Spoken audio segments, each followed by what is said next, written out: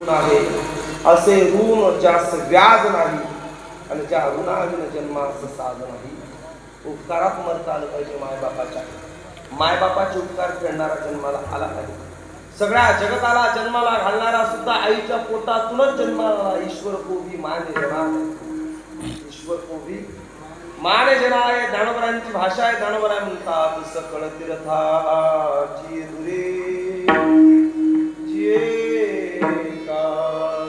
माता पितरी कीर्तया शिरे शिशरीरे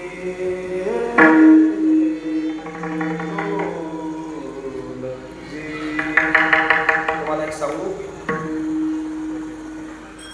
पंढरपूरची वारी सोडून ज्ञानोबरायांच्या रथा पाठीमागचा आनंद सोडून मी आज इकडे एका कीर्तनाला आलो. मी सांगितलं मी फडकरी परंपरेतला निष्ठावंत माणूस आहे. देह गेला तरी हरकत नाही, देह जावो अथवा राहो, पांडुरंगी दृढ भावो. पण एवढं सगळं सोडून मी इकडे आलो. मी सांगितलं तुम्हाला, आलेली बरीच वारकरी मंडळी यांच्या टाळकरी आमची वारी सोडून आले. कोणी सोपान चालतं. मी प्रारंभी एक वाक्य बोललो, चौगुले परिवार तुमच्या भरत्या करता, तुमच्या आनंदा करता, तुम्हाला बरं वाटावं याकरता बोलत नाही. नारदाच्या गाडीवर एक कीर्तनकार बोलतो, तुमचा पाहुणा म्हणून बोलत नाही. सत्य वाक्य पुन्हा एकदा सांगतो, एवढी निष्ठावान वारकरी निष्ठेचा प्रवास करून आज इथे कीर्तनाला उपस्थित आहेत. 100% आईची पुण्याई निष्ठेपेक्षा मोठी होती म्हणून हजारो लोक आज मंडपात आहेत. ज्ञानोबरायांच्या आई वडिलांनी देहांत प्रायश्चित्त केलं आणि आज ज्ञानोबराय एवढ्या रथात बसतात.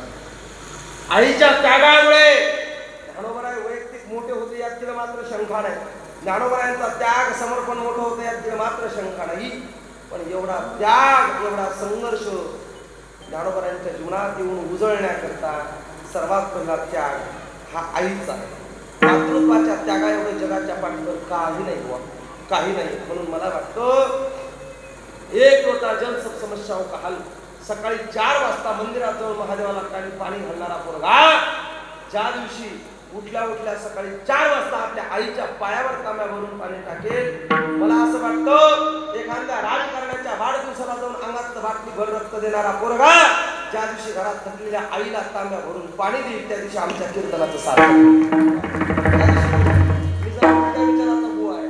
आणि मग आई साहेबांना विचारलं, रुक्मिणी आई साहेबांना विचारलं, आज ज्ञानोबरायांचा सोहळा निघाला, 10 क्विंटल चांदीचा रथ आहे, लोक दर्शनाकरता धडपड करतात, लाखो टाळांचा नाद आहे.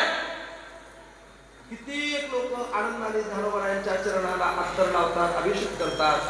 ज्ञानोबराय तुमच्या जीवनातला आनंद कशामुळे जन्माला आला? म्हणजे माझ्या माईने आनंद असलेला होता. चौगुले परिवार, जर तुम्हाला कोणी विचारलं एवढी संपत्ती, एवढा आनंद, एवढं सुख, एवढं सर्व काही तुम्ही जीवनात प्राप्त केलं, तुमचे कष्ट मोठेच आहेत यात तिला मात्र शंका नाही.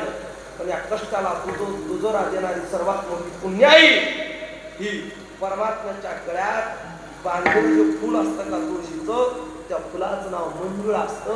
मंजुळा परमात्म्याच्या गळ्यात गेल्याचा परिणाम. चौगुले परिवार तुम्हाला आनंदाची प्राप्ती आहे. तुमच्या जीवनातला आनंद म्हणजे आईसाहेबांचा तास आहे. आणि आज त्यांच्या वर्षा श्राद्धाच्या कार्यक्रमाकडे